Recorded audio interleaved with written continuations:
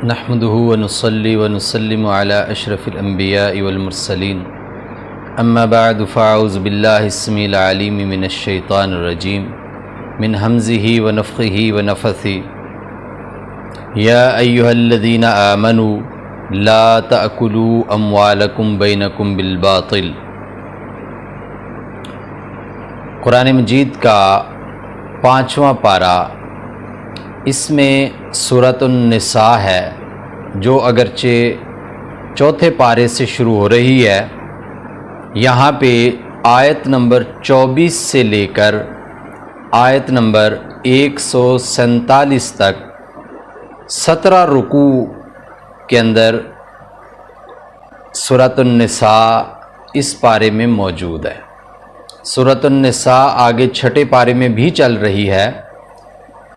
لیکن یہاں پہ سورۃ النساء کا جو حصہ ہے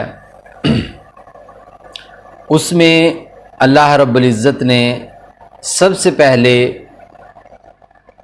وہی بات جو گزشتہ پارے سے شروع ہوئی تھی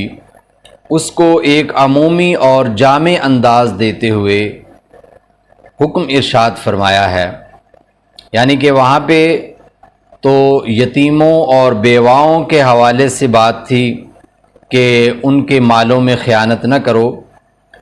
لیکن یہاں پہ اللہ رب العزت نے تمام لوگوں کو یہ حکم دیا ہے کہ وہ ایک دوسرے کے مال کسی بھی غلط طریقے سے ہڑپ نہیں کر سکتے،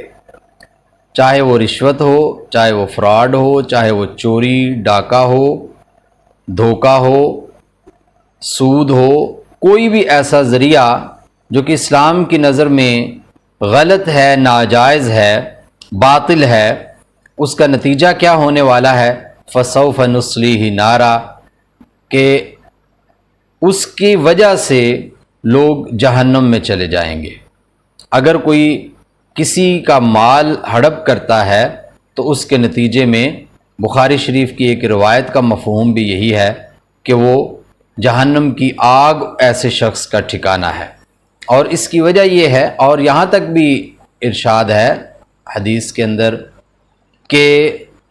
شہید سے بھی اگر زندگی میں حقوق العباد میں، لوگوں کے مالی معاملات میں کوئی ایسی غلطی ہوئی ہے تو اس کے جو اللہ کی عبادت کے معاملات میں، حقوق اللہ میں جو کمیاں کوتاہیاں ہیں وہ تو معاف ہو جائیں گی، لیکن حقوق العباد اس کے بھی معاف نہیں ہوں گے۔ حضرات گرامی، دوسرا اور بڑا موضوع 5ویں پارے کا ہے خاندانی نظام کے حوالے سے، اور وہاں پہ مرد کو حاکم قرار دیا گیا ہے، اور یہ کوئی غلط بات یا کوئی ظلم کی بات نہیں ہے۔ بنیادی بات تو یہ ہے کہ ایک چونکہ یونٹ ہے، ایک چونکہ بنیادی حصہ ہے معاشرے کا خاندان، تو یہاں پہ کوئی امیر، کوئی نگران، کوئی ذمہ دار مقرر ہونا چاہیے، کسی نہ کسی کو تو حاکم ہونا چاہیے، کیونکہ چھوٹے سے چھوٹا یونٹ بھی جو 2 افراد پہ مشتمل ہے، پھر اس سے زیادہ ہونے والا ہے، تو وہ بغیر کسی سربراہ کے چل نہیں سکتا ہے۔ اس وجہ سے یہاں پہ مرد کو حاکم مقرر کیا گیا، اور اس کی وجہ اللہ رب العزت نے جو بیان فرمائی ہے وہ 2 وجہ ہیں۔ پہلی وجہ تو یہ ہے کہ مرد کو جسمانی اعتبار سے مضبوط بنایا گیا ہے۔ دوسری وجہ یہ ہے کہ مرد عام طور پہ معاشرے میں یہ ہے کہ کمانے کی ذمہ داری مرد پہ ہے، سب کچھ خرچ کرنے کے جو سلسلے ہیں ان کا ذمہ دار مرد ہے، اس لیے یہ جو حاکم مقرر کرنا تھا اس سلسلے میں تو یہ ارشاد فرمایا الرجال قوامون علی النساء، اور دوسری جگہ پہ ارشاد فرمایا کہ وللرجال علیہن درجہ، کہ ایک درجہ برتری حاصل ہے کہ فیصلہ وہ کریں گے گھر کے اندر، تو لیکن اس کے ساتھ ہی یہ ارشاد فرمایا ولا تتمنوا ما فضل اللہ به بعضکم علی بعض للرجال نصیب مما اکتسبوا وللنساء نصیب مما اکتسبن واسألوا اللہ من فضلہ ان اللہ بکل شیء علیم۔ خواتین یا مرد یہ مت سمجھیں کہ وہ ایک دوسرے کے جو حق ہیں یا ایک دوسرے کا جو مقام ہے وہ چھین سکتے ہیں، بلکہ جو جتنی محنت کرے گا، جو جس قدر نیکی کا راستہ اختیار کرے گا، اس کو اس کے مطابق بدلہ ملنے والا ہے۔ یہ جو حاکم اور نگران کا تصور ہے، یہ ذمہ داری کا تصور ہے، یہ کسی عہدے، منصب یا برتری کا معیار نہیں ہے۔ ایسا نہیں ہے کہ مرد حاکم ہے تو وہ کوئی برتر ہو گیا ہے، بلکہ اس کے ذمے ایک اضافی کام لگا ہے، اور اس کی وجہ یہ ہے کہ وہ یہ کام کرنے کا زیادہ اہل ہے، جسمانی اعتبار سے بھی اور مالی اعتبار سے بھی۔ حضرات گرامی، اس کے بعد چونکہ خاندان کی بات چلی ہے، تو خاندان جو مکمل ہوتا ہے وہ میاں اور بیوی سے ہوتا ہے، اور نیک بیوی کو نبی کریم صلی اللہ علیہ وسلم نے ایک انسان کے لیے دنیا میں جنت قرار دیا ہے۔ اور یہاں پہ جو مومنہ عورتیں ہیں، جو نیک عورتیں ہیں، ان کی صفات بیان کرتے ہوئے اللہ رب العزت ارشاد فرما رہے ہیں کہ فالصالحات قانتات حافظات للغیب بما حفظ اللہ، کہ جو نیک اور صالح خواتین ہیں وہ ہیں کہ جو فرما بردار ہیں۔ کس کی فرما بردار ہیں؟ اپنے پہلے حاکم، اپنے باپ کی، پھر اپنے والد کی، والد کے بعد اپنے خاوند کی وہ فرما بردار ہیں، اور اس سے بھی پہلے وہ اللہ کی فرما بردار ہیں۔ اور ایک چیز کی طرف اشارہ فرمایا کہ وہ جس کی حفاظت کرنے کا اللہ نے حکم دیا ہے اس کی حفاظت کرنے والی ہیں۔ نبی کریم صلی اللہ علیہ وسلم نے مسند احمد کی ایک روایت میں نیک بیوی کی خوبیاں بیان کرتے ہوئے ارشاد فرمایا ہے کہ جب خاوند اس کو دیکھے تو اس کو خوشی ہو، اور جب خاوند گھر سے چلا جائے تو وہ اس کے مال اور عزت کی حفاظت کرنے والی ہو۔ اور ایک اور جگہ پہ حضرت عبد الرحمن بن عوف کی روایت ہے، اس میں بھی جو نیک خاتون ہے اس کے بارے میں ارشاد فرمایا، نبی کریم صلی اللہ علیہ وسلم کا یہ فرمان ذیشان ہے کہ وہ خاتون جو 5 نمازیں ادا کرتی ہے،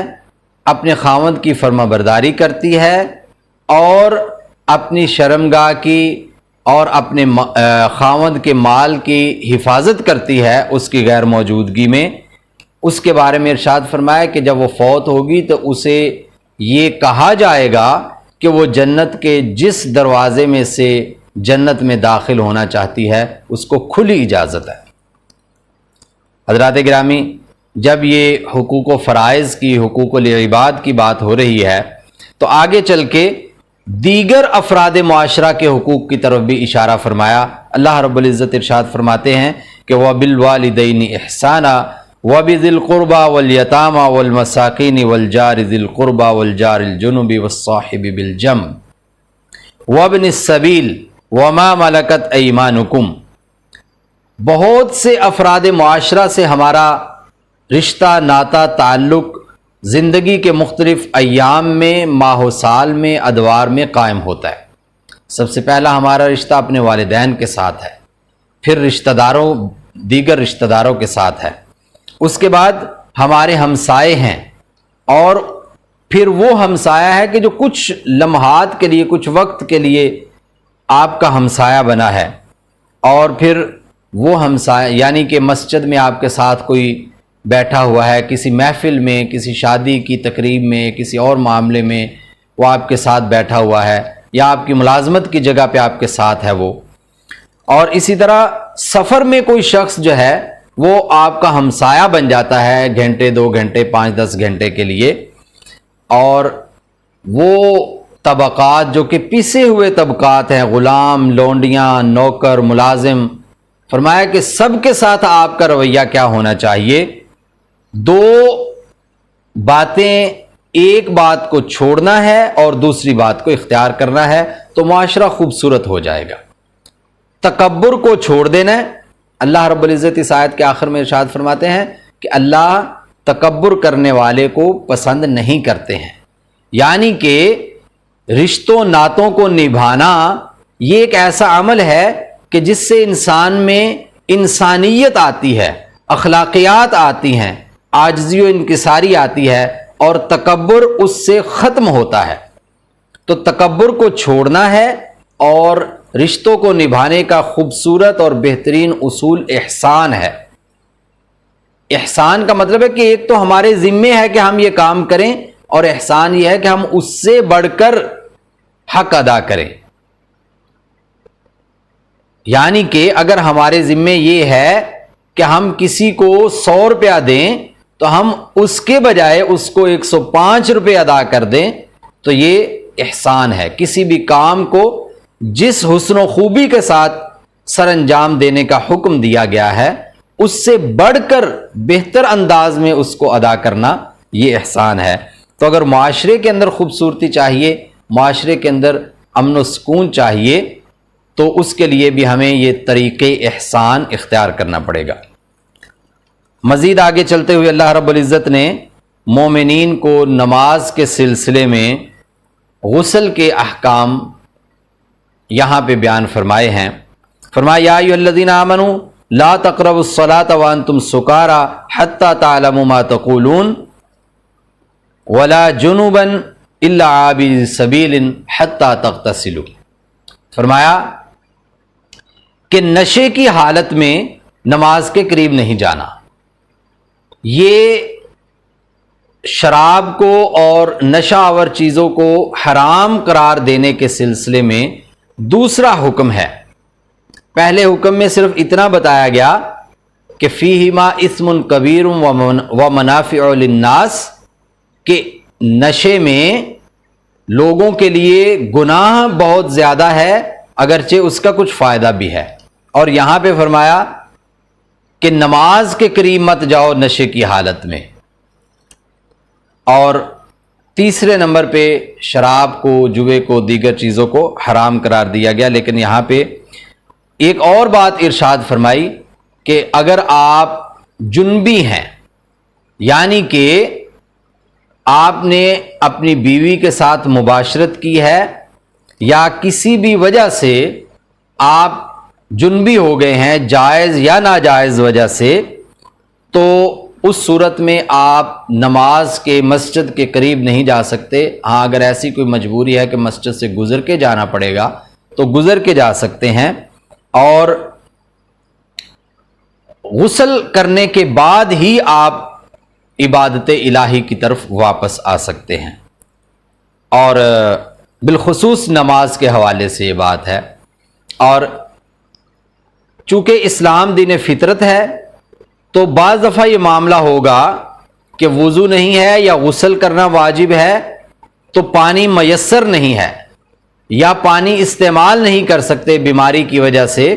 تو ایسی صورتحال میں کیا کریں؟ فَلَمْ تَجِدُوا مَاءً فَتَيَمَّمُوا صَعِيدًا طَيِّبًا وَامْسَحُوا بِوُجُوهِكُمْ وَأَيْدِيكُمْ۔ اللہ رب العزت نے ارشاد فرمایا کہ پھر آپ پاک مٹی سے تیمم کر لو، اور تیمم کا طریقہ یہ بتایا کہ اپنے ہاتھوں پہ وہ مٹی لگا کے اپنے چہرے پہ ہاتھ پھیریں گے، اور اپنے ہاتھوں پہ دوبارہ سے اس کے دونوں جانب ہاتھ پھیرے جائیں گے۔ حضرات گرامی، اہل کتاب کو ایمان کی دعوت دی جا رہی ہے، کیونکہ یہ صورت مدنی ہے۔ یہاں پہ یہودی بھی موجود تھے، اور عیسائیوں کی آمد و رفت جو ہے وہ بھی جاری ہو چکی تھی، تو اس وجہ سے اہل کتاب کو یہاں پہ اللہ رب العزت ایک بار پھر ایمان کی دعوت دے رہے ہیں۔ یا ایھا الذین اوتوا الکتاب آمنوا بما نزلنا مصدقا لما معکم۔ فرمایا کہ اس کتاب پہ ایمان لے آؤ جو آپ کی کتابوں کی تصدیق کر رہی ہے۔ اور یہاں پہ ان کو ایک یاد دہانی بھی فرمائی اور تنبیہ بھی فرمائی کہ اس دن سے پہلے ایمان لے آؤ جب کہ چہرے بگاڑ دیے جائیں گے، جب کہ ٹھکانہ جہنم قرار دے دیا جائے گا۔ تو ایسی صورتحال سے پہلے ہاں آگے جب جہنم کی بات آئی تو جہنم کے جو عذاب اور ان کی جو سختیاں ہیں ان میں ایک عجیب و غریب قسم کی سختی ہے، اس کا حوالہ یہاں پہ دیا گیا۔ فرمایا کلما نضجت جلودہم بدلناہم جلودا غیرہا لیذوقوا العذاب، کہ جب کسی شخص کی جلد جہنم کے اندر جل جائے گی تو اس کو ایک نئی جلد دی جائے گی، اور اس کی وجہ یہ ہے کہ تاکہ وہ عذاب کو پورے طور پہ محسوس کرے۔ سائنس ہمیں یہ بتاتی ہے کہ درد کی شدت جو ہے وہ جلد کے اوپر ہوتی ہے، درد کا زیادہ احساس جو ہے وہ جلد پر ہوتا ہے، تو جب جلد جل گئی تو باقی گوشت یا ہڈیاں جو ہیں وہ اس طرح تکلیف کو محسوس نہیں کر سکیں گے۔ تو اللہ رب العزت نے عذاب کو دو چند کرنے کے لیے، عذاب کی سختی کو برقرار رکھنے کے لیے، جہنمیوں کی جلدیں جب جل جائیں گی تو ان کو نئی جلدیں دی جائیں گی تاکہ ان کو عذاب کے پورے طور پہ محسوس ہو، درد اور تکلیف کی شدت کا احساس انہیں ہو سکے۔ اللہ رب العزت ہمیں ان معاملات سے محفوظ فرمائے۔ حضرات گرامی، یہاں پہ ایک آگے چل کے اللہ رب العزت نے یہ بھی ارشاد فرمایا کہ امانتیں ان کے حقداروں کو دی جائیں گی۔ جو عہدہ منصب ہے وہ رشتہ داروں میں نہیں بانٹے جائیں گے، وہ اپنے قریبی لوگوں میں نہیں بانٹے جائیں گے، بلکہ جو حقدار ہے اس کو دیا جائے گا۔ ان اللہ یامرکم ان تؤدوا الامانات الی اہلھا، کہ جو اہل ہے، جیسا کہ حضرت یوسف علیہ السلام نے ارشاد فرمایا تھا، اللہ رب العزت سے درخواست کی تھی، اور پھر جب بادشاہ کے سامنے پیش ہوئے تھے تو بادشاہ کو بھی یہ بتایا کہ اگر آپ مجھے عزت مقام عہدہ دینا چاہتے ہیں تو مجھے وزیر خزانہ بنائیں، انی حفیظ علیم، میرے پاس علم بھی ہے اور میں امانت دار بھی ہوں، حفاظت کرنے والا بھی ہوں۔ آگے چلتے ہوئے سورہ نساء کی آیت نمبر 59 میں اور اس کے بعد کی آیات میں، اور سورہ نساء میں اور بھی جگہوں پہ آیت نمبر 139 اور 40 کے اندر بھی منافقین کا تذکرہ ہے، منافقین کے رویے ہیں۔ منافقین کی ایک عادت یہ بیان کی گئی ہے، یریدون ان یتحاکموا الی الطاغوت، کہ وہ فیصلے کے وقت چاہتے ہیں کہ کسی اپنے جو قریبی ہے اس کے پاس لے جائیں، جو غلط بندہ ہے جو ان کے حق میں فیصلہ کر دے گا، صرف رشتہ داری کی بنیاد پہ، صرف جو ہے وہ اپنا ہونے کی بنیاد پہ، وہ آئین کو، قانون کو، دستور کو، قرآن کو، حدیث کو ایک طرف رکھتے ہوئے فیصلہ کر دے گا، اس کی طرف وہ فیصلہ لے جانا چاہتے ہیں۔ حالانکہ ایمان کی بنیادی شرط یہ ہے، فلا وربک لا یؤمنون حتی یحکموک فیما شجر بینہم ثم لا تجدوا فی انفسہم حرجا۔ فرمایا کہ ایمان کی شرط یہ ہے کہ جب جھگڑا ہو جائے گا تو رسول کریم صلی اللہ علیہ وسلم کے پاس فیصلہ لے کے آئیں گے اور پھر اس کو منعن تسلیم کریں گے، خوشی خوشی اس کو تسلیم کریں گے۔ اور ارشاد فرمایا فَإِن تَنَازَعْتُمْ فِي شَيْءٍ فَرُدُّوهُ إِلَى اللَّهِ وَالرَّسُولِ، جب آپ کا جھگڑا ہو جائے تو فیصلہ اللہ رسول کی طرف لے کے آیا کرو۔ اور جب ان سے یہ کہا جاتا ہے، منافقین سے یہ کہا جاتا ہے کہ فیصلہ اللہ رسول کی طرف لے کے آؤ، تو وہ کیا کہتے ہیں؟ اذا قیل لهم تعالوا الى ما انزل اللہ والى الرسول رأیت المنافقین یصدون عنک صدودا، کہ جب ان سے یہ کہا جاتا ہے کہ فیصلہ اللہ رسول کی طرف لے کے آؤ تو آپ دیکھیں گے کہ وہ آپ سے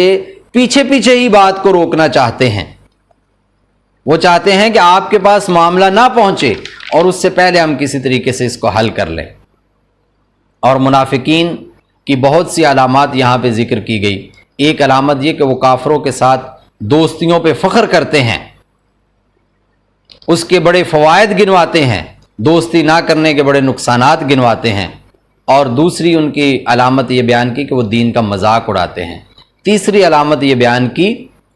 کہ وہ نماز کی طرف آتے ہی نہیں، اور اگر آتے ہیں تو بڑی سستی کے ساتھ آتے ہیں اور دکھاوا کرتے ہوئے آتے ہیں۔ اور ان کی یہ کیفیت بیان کی گئی، مذبذبین بین ذالک لا الہ ہؤلاء ولا الہ ہؤلاء، جبکہ اسلام کا تقاضا کیا ہے کہ دو رنگی چھوڑ دے، یک رنگ ہو جا، یا سراسر موم ہو جا یا سراسر سنگ ہو جا. ورنہ جو کیفیت ہے وہ کیا ہوتی ہے؟ نہ ادھر کے رہے نہ ادھر کے رہے، نہ خدا ہی ملا نہ وصال صنم. تو منافقین جو ہیں ان کے لیے جو ان کا ٹھکانہ بتایا گیا ہے، فرمایا ان المنافقین فی الدرک الاسفل من النار، منافقین آگ کے سب سے نچلے حصے میں ہوں گے. کفار سے بڑھ کر ہیں یہ لوگ، کیونکہ کفار تو واضح ہیں، مومنین کو پتہ ہے، وہ اس کے مطابق ان سے تعلقات بنانا چاہیں، چھوڑنا چاہیں، یا ان سے بچنے کے لیے وہ حکمت عملی اختیار کرنا چاہیں وہ کر سکتے ہیں. لیکن منافقین آستین کے سانپ ہیں، وہ چھپے ہوئے ہیں. حضرات گرامی، منافقین کی جو علامات ہیں، اگر کوئی شخص عقیدے کا منافق نہیں ہے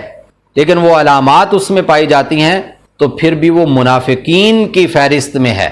اگرچہ وہ پھر عملی منافق ہے. اور نبی کریم صلی اللہ علیہ وسلم نے فرمایا کہ جس کے اندر یہ صفات پائی جاتی ہیں وہ پکا منافق ہے. جب وہ بات کرتا ہے تو جھوٹ بولتا ہے، جب وہ وعدہ کرتا ہے تو خلاف ورزی کرتا ہے، جب اس کے پاس امانت رکھی جاتی ہے تو خیانت کرتا ہے. اس طرح کی علامات ذکر کی گئی. اور یہاں قرآن مجید میں نماز میں سستی یا دکھاوے کی نماز یا دین کا مذاق اڑانا، آج ہم دیکھیں جب کوئی شخص دین کی بات سامنے رکھتا ہے تو کیا بعض دفعہ رویہ ہوتا ہے لوگوں کا، اچھا تجھے ہم سے زیادہ پتہ ہے، تو زیادہ نیک ہے. اس طرح کی باتیں کر کے بات کو ٹالنے کی کوشش کی جاتی ہے. یا یہ ہے کہ یہ کہا جاتا ہے کہ اچھا اگر ہم دین پہ عمل کرنے لگے تو پھر تو ہم مر جائیں گے، ہم یہ کیسے کریں؟ اور تانے دیے جاتے ہیں کہ مولویوں کو کہ آپ کو کیا پتہ ہے، آپ تو مسجد میں بیٹھے رہتے ہیں. حضرات گرامی، دین پہ عمل کرنا صرف ایک عالم دین کا کام نہیں ہے، بلکہ ہر اس شخص کا کام ہے جو لا الہ الا اللہ محمد رسول اللہ صلی اللہ علیہ وسلم پڑھ لیتا ہے. پھر وہ کوئی چونکے چنانچے گرچے مگرچے نہیں کر سکتا، اس کو بہرحال عمل کرنا ہے. اور یہاں پہ اللہ رب العزت نے انعام یافتہ لوگوں کا تذکرہ کیا. فرمایا کہ اولئک الذین انعم اللہ علیہم من النبیین والصدیقین والشہداء والصالحین، انبیاء، صدیقین، شہداء اور نیک لوگ یہ انعام یافتہ لوگ ہیں. اور وحسن اولئک رفیقا، یہی بہترین ساتھی اور دوست ہیں. اگر کوئی انسان ان ساتھ چاہتا ہے تو پھر اس کو دنیا میں بھی ان کا ساتھ اپنانا پڑے گا، ان جیسا بننا پڑے گا، ان جیسے اعمال، ان جیسی سیرت، ان جیسا کردار پیدا کرنا پڑے گا، پھر وہ قیامت والے دن ان کے ساتھ ہو سکتا ہے. حضرات گرامی، مومنین کی حفاظت وہ لوگ کہ جو حاکم ہیں، وہ لوگ کہ جو صاحب اختیار ہیں، ان کے اوپر فرض ہے. فرمایا کہ وما لکم لا تقاتلون فی سبیل اللہ، آپ لوگوں کو کیا ہو گیا ہے کہ آپ اللہ کے راستے میں قتال، جہاد کیوں نہیں کرتے؟ کہ بہت سے مستضعفین ہیں، کمزور طبقات ہیں کہ جو ان علاقوں کے اندر ہیں کہ جہاں پہ کفار کی حکومت ہے اور وہ ان کو ظلم کی چکی کے اندر پیستے چلے جا رہے ہیں، اور آپ یہاں پہ بالکل بے شرم بن کے اپنی حکومتیں چلا رہے ہیں. اور وہاں پہ لوگ جو ہیں وہ مسلمان جو ہیں صرف اس وجہ سے کہ وہ مومن ہیں،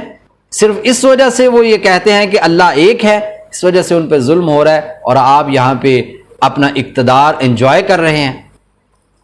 حضرات گرامی، معاشرے کے اندر امن کے لیے قتل کی اتنی مذمت بیان کی، یہاں تک ارشاد فرمایا کہ جو قاتل ہے وہ ہمیشہ کا جہنمی ہے. اور اگر غلطی سے کوئی قتل ہو جاتا ہے تو ایسی صورت میں یہاں سورۃ النساء کی آیت نمبر 92 میں 3 مختلف، چونکہ اس کی شکلیں ہیں تو 3 طرح کے احکام ذکر کیے. فرمایا کہ جو قتل ہونے والا ہے اگر وہ اپنی قوم کا، مومنین کا ایک فرد تھا تو ایسی صورت میں جو قاتل ہے وہ ایک غلام آزاد کرے گا اور مقتول کے ورثاء کو دیت یعنی کہ 100 اونٹ دے گا. اور اگر غلام نہیں ملتا یا اس کے پاس ہمت نہیں ہے کہ وہ غلام آزاد کر سکے تو پھر وہ 2 ماہ کے مسلسل روزے رکھے گا. اور اگر قتل ہونے والا وہ ایسی قوم سے ہے کہ جو مسلمان تو نہیں ہے لیکن ان کے ساتھ معاہدہ ہے، تو اس صورت میں بھی یہی دونوں باتیں ہیں، غلام آزاد کرنا اور دیت کی ادائیگی۔ اور اگر قتل ہونے والا دشمن کا کوئی، یعنی کہ جن کے ساتھ ہماری جنگ ہے، ان کا کوئی فرد ہے، تو پھر ان کو دیت نہیں دی جائے گی کیونکہ ہم تو ان کے ساتھ حالت جنگ میں ہیں، بلکہ قتل خطا کی صورت میں ایک غلام آزاد کیا جائے گا، اور اگر میسر نہیں ہے یا استطاعت نہیں ہے تو پھر 2 ماہ کے مسلسل روزے رکھے جائیں گے۔ ہجرت کا حکم دیا گیا۔ ہجرت نہ کرنے کے جو بہانے تراش رہے تھے بعض لوگ، ان کو کہا کہ مالی تنگی کے خیال سے ہجرت سے باز نہ رہو، بلکہ اللہ رب العزت اس کے نتیجے میں آپ کو مال و منال عطا فرمائیں گے۔ اور دوسرا کہ اگر آپ کسی جگہ پہ دین پہ عمل کرنے سے قاصر ہیں تو قیامت والے دن یہ جواز نہیں ہے کہ ہم تو ایسی جگہ پہ تھے کہ جہاں ہم دین پہ عمل نہیں کر سکتے تھے، بلکہ اللہ رب العزت ارشاد فرماتے ہیں قالوا الم تکن ارض اللہ واسعہ، کہ فرشتے ان سے کہیں گے کہ کیا اللہ کی زمین کھلی وسیع نہیں تھی، فتہاجروا فیہا، کہ تم اس میں ہجرت کر جاتے۔ اور یہ جو لوگ ہیں کہ جو ہجرت نہ کرنے کی وجہ سے دین پہ عمل بھی نہ کر سکے، بیٹھے رہے مایوس ہو کے، بزدل ہو کے، قیامت والے دن ان کے ساتھ کیا ہونے والا ہے؟ مأواہم جہنم وساءت مصیرا، ان کا ٹھکانہ جہنم ہے، یہ بہت بری جگہ ہے۔ الا المستضعفین، ہاں وہ عورتیں، بچے، وہ کمزور جو کہ ہجرت کرنے کی طاقت نہیں ہے یا ان کو کوئی مدد بھی نہیں کر رہا ہے ہجرت کے سلسلے میں کہ کوئی ان کا ذریعہ بن جائے کہ وہ ہجرت کر جائیں، تو وہ اگر ایسی جگہ پہ پھنس کے رہ گئے ہیں تو ان سے بہت سے احکام پہ عمل نہیں ہو پا رہا، تو ان کو تو اللہ رب العزت صرف نظر فرمائیں گے، لیکن عام لوگوں کے لیے یہ حکم ہے کہ جہاں پہ آپ دین پہ عمل نہیں کر سکتے وہاں سے آپ ہجرت کر جائیں، اللہ کی زمین وسیع ہے۔ خاندانی معاملات، یہ چونکہ سورۃ النساء ہے، خواتین کے نام پہ یہ صورت ہے، اور اس میں جو ایک خاندان کے جو معاملات ہیں اس میں بعض دفعہ لڑائی بھی ہو جاتی ہے، تو اس سلسلے میں اگر میاں بیوی پھر صلح کرنا چاہتے ہیں تو ادھر ادھر کے لوگوں کو جو ہے وہ اپنی عزت، غیرت یا اور باتیں یاد کروا کے اس صلح میں رکاوٹ نہیں بننا چاہیے، بلکہ ارشاد فرمایا فالصلح خیر، کہ صلح ہی بہترین ایک عمل ہے۔ ہر جو کام ہے، ہر جو غلطی ہے، ہر جو لڑائی ہے، اس کے نتیجے میں اگر صلح ہو جائے تو اس سے بڑھ کر کوئی بات نہیں ہو سکتی ہے۔ اور آخر میں چل کے اللہ رب العزت نے انسانوں کو عذاب سے بچنے کے لیے 2 خوبصورت راستے عطا فرمائے۔ فرمایا ما یفعل اللہ بعذابکم ان شکرتم وآمنتم، فرمایا کہ اللہ نے آپ کو عذاب دے کے کیا کرنا ہے اگر آپ اللہ کے شکر گزار بندے ہو، اگر آپ صاحب ایمان ہو، یعنی کہ کوئی ایمان والا ایمان کا حق ادا کرے، اللہ اس کو عذاب نہیں، اس کو ثواب عطا فرمائیں گے، اس کو جنت عطا فرمائیں گے، اس کو اپنی رضا عطا فرمائیں گے، اس کو نبی کریم صلی اللہ علیہ وسلم کے دست مبارک سے حوض کوثر کا ٹھنڈا اور میٹھا پانی عطا فرمائیں گے۔ اللہ تعالیٰ ہمیں بھی ان لوگوں میں شامل ہونے کی توفیق عطا فرمائے، ہمیں اپنا شکر گزار بندہ بنائے، ہمیں اپنا سچا پکا مومن بنائے۔ وما علینا الا البلاغ المبین۔